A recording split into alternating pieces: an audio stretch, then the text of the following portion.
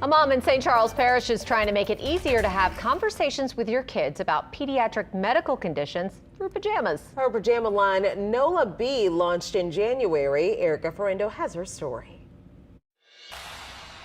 Siblings Cole, Keller, and Adler are all wearing pajamas designed by their mother and artist, Summer McCune. The collections all represent a child with a different pediatric condition. Hydrocephalus, Down syndrome, I have autism, some rare genetic disorders. Keller's pajamas were made for his sister. Adler Grayson, she loves frogs. McCune says her youngest daughter has a cow's milk protein allergy and a bottle feeding aversion. She refused to eat during the first few months of her life. She saw the bottle as a negative thing, and as soon as she would see the sight of the bottle, she'd start screaming. The former St. Charles Parish talented art teacher eventually got Adler to eat while she was essentially asleep through what's called dream feeding. I did what I told my students to do, turn to art for your outlet.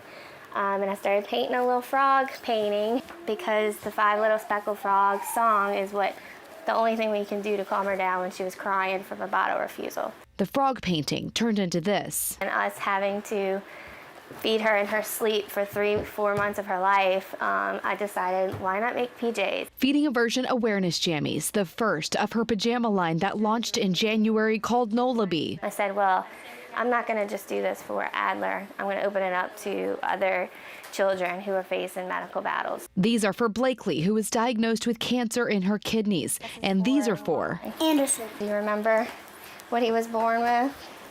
C and V. Yes. She has more in the works. I have over 80 people who have submitted their children's story to me. To make the tough conversations with children easier. And in what better space to do it than at night in the comforts of your own home and at story time. And helping families facing those tough battles feel not so alone. Erica Ferrando, Eyewitness News.